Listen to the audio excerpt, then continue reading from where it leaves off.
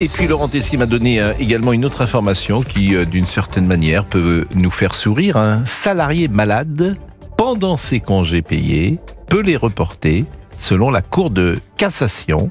Un salarié qui tombe malade pendant ses vacances a le droit de voir son congé payé reporté selon un communiqué publié ce mercredi par la Cour de cassation. L'arrêt de la plus haute juridiction était attendu pour mettre le droit français en conformité avec le droit européen qui prévaudra.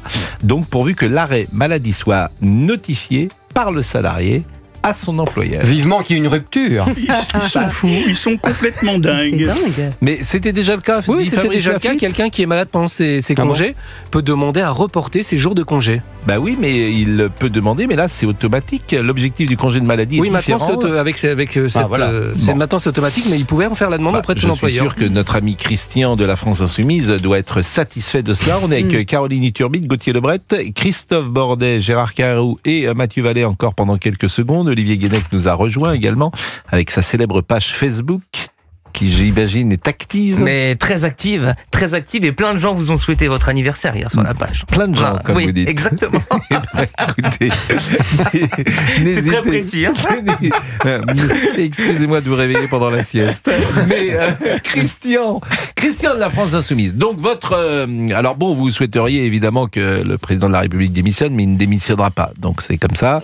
Voilà, c'est fait. Bon, donc ça c'est fait. Alors après le climat, quand vous voyez cette violence aujourd'hui, quand vous voyez ces jeunes gens des Black Blocs, quand vous voyez ces bus qui sont attaqués à Rennes, ces incendies, vous ne vous dites pas quand même que la France Insoumise est à l'origine de ces violences ? Oh bah ça y est, on va payer les pots cassés maintenant. Bah c'est des militants de la France Insoumise. Ça serait pas mal. Non, C'est pas des militants de la Macronie. Non, attendez, arrêtez de... Tous ces jeunes gens de me penchent prendre à la gauche, tête, là. c'est l'ultra-gauche. L'ultra-gauche, vous faites ce que vous voulez avec les Black Blocs, nous sommes à gauche, la France Insoumise, et ça a été jugé dans la Cour d'État. Mais c'est Que ça bien soit Jean-Luc clair. Mélenchon Nous sommes qui pas a... à l'extrême gauche, nous sommes à la gauche. C'est tout. Point. Mais on ne peut pas continuer à discuter, on s'en fout de ça. À la limite, aujourd'hui, ce qui est plus important, c'est le gouvernement, le nouveau Premier ministre. Alors moi, déjà, sur Monsieur Lecornu, j'ai l'impression quand même que c'est Monsieur Macron qui nous fait un doigt d'honneur avec une petite poupée Lecornu là sous le bout du doigt. Et parce que concrètement, qu'est-ce qu'on va changer ?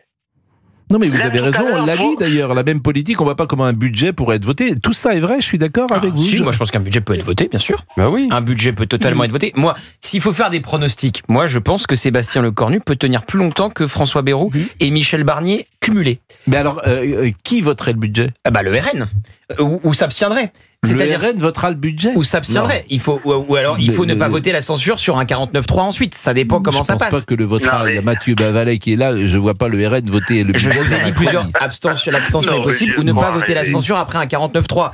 Ce qui s'est passé, il y a le budget de François Bayrou, le premier, il est passé. Il a été adopté. Bon, là, Oui, il peut se passer la même grâce au chose avec socialisme. D'accord. le RN Bon. qui est reçu à Matignon, qui est entendu, etc. Christian, terminez Christian sur votre analyse du moment. Donc, c'est un gouvernement qui doit se mettre en place et qui doit faire un programme de rupture. On en a ras-le-bol de voir toutes ces magouilles. Concrètement, j'appelle ça de la magouille. C'est-à-dire que, pourquoi cette violence ? Eh bien, cette violence, elle explose. Pourquoi ? Parce que on voit que ça, des gens qui sont payés des milliers d'euros par mois, qui ne foutent rien. Et moi, je dis... Mais de qui vous c'est un parlez outrage. De qui vous parlez Ah bah, D'abord, vous légitimez la violence, mais de qui vous parlez qui ne fait rien On prend Monsieur Larcher avec ses fauteuils. Combien ça a coûté ? Non, mais on va pas rentrer là-dedans D'accord. parce que Non, mais ce on sont va pas des. là-dedans. Moi, Pardonnez-moi de le dire comme ça, c'est pas c'est un Madame niveau. Oudéa Castra. Oui, là où je Castera, vous vois, mais là. elle n'est plus. Oui, elle est payée. Elle est payée. Oui, Elle est Castera, ça pourrait peut-être. Mais n'entrons pas là-dedans. Mais ce que vous dites en plus. Combien par mois? Mais ce que vous dites, Christian. Monsieur Mélenchon, il est millionnaire aussi, monsieur. Hein, donc, Christian. Est-ce qu'il faut rien? Non, mais Christian, pardonnez-moi, mais en plus, c'est un mauvais exemple. Christian, je vais vous répondre. Je vais vous répondre. Ce que vous dites est factuel. Mais ce que vous dites est factuellement faux. Amélie Oudéa-Castéra, elle gagnait plus dans le privé lorsqu'elle dirigeait Roland Garros et la Fédération française de tennis. Oui, si, parce que vous dites qu'elle était ministre. Bon, si vous en fichez, moi je veux bien, mais vous dites qu'elle gagne des milliers, je dis qu'elle gagne moins à son poste qu'elle avait avant. Mais j'en ai rien à foutre. Bon, Christian, il est 17h10 et si je peux en placer une. Oui, mais alors vite, dites-moi. Ça, c'est le principe. Oui. Alors, donnez une vraie information. Elle est payée combien? Elle est payée sans doute ce qu'est payé un ministre, entre 7, 8 ou 9 000 euros. Non, beaucoup plus. Mais non, un ministre est payé ça. 12 000. Combien le ministre? 12 000, un ministre. Un ministre. Un secrétaire d'État, c'est 9 500. Bon, un ministre est 12 000 euros.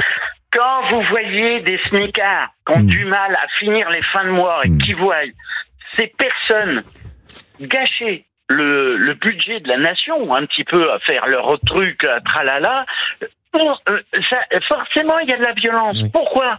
Mais c'est parce qu'on arrive au bout. Alors je suis contre la violence. C'est les émeutiers qui gâchent le budget de la nation. Mais bon, j'entends ce que vous dites, mais j'aimerais effectivement qu'il y ait peut-être une discussion qui ne soit pas aussi, comment dire ça, sans être désagréable, qui aura des pâquerettes si on en est à dire les ministres sont très payés. Alors là, vous me dites ça à moi ou c'est ce que pensent beaucoup de gens.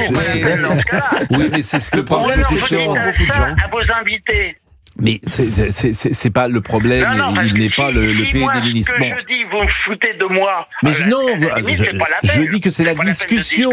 Je dis que c'est la discussion. C'est pas l'essentiel. La personne qui est à côté de vous ricane bêtement. Mais on n'a rien dit. Alors d'accord. Bon, alors ce que je vous propose, mais vous savez ce qu'il faudrait, Christian, ce qu'il faudrait un jour, c'est que vous veniez dans le studio, parce que c'est vrai que dans la radio, vous habitez où, Christian? J'habite dans le Calvados, exactement. Bon, c'est pas très loin. Vous venez de temps en temps à Paris. De temps en temps. Et le jour où vous venez, plus rarement. Mais le jour où vous venez dans le studio et puis on échange ensemble, parce que on aura comme ça une manière de parler qui sera peut-être. On voit quand même que les budgets ont été réduits par rapport à l'année dernière, parce que l'année dernière on aurait fourni le train et l'hôtel à Christian pour qu'il vienne du Calvados. Et là, c'est quand vous passez à Paris, n'hésitez pas à faire un crochet. Bon. En tout cas, je remercie Christian. Non, mais alors, je dis que c'est la discussion. Je vois que le niveau intellectuel de monsieur est pas très élevé non plus. Bon, alors, c'est pour qui ça? D'abord, vous avez raison. Vous avez raison de répondre comme vous avez raison de répondre comme vous avez répondu. C'est la réponse du berger à la bergère, comme disait Thierry Roland. Mais vous ne ferez pas pleurer. Non, vous avez raison. Bon, il est 17h11. On va être avec le cardinal Bustillo. Moi, d'abord, j'ai une pensée pour votre épouse, parce que dans le début de la discussion, j'ai compris qu'elle était souffrante. Et effectivement, donc, on a une pensée pour elle et pour vous. Et puis, on continuera, c'est sûr, cette discussion d'une manière peut-être un peu plus longue, parce que là, le cardinal Bustillo nous attend. Merci, Christian. Je remercie également Mathieu Vallet. Merci à vous. Moi, j'ai passé un bon moment et je trouve que c'est bien de rire. L'actualité est assez morose pour qu'on fasse nos pleureuses, donc c'est très bien. Bon, gardez cette bonne humeur. On essaye.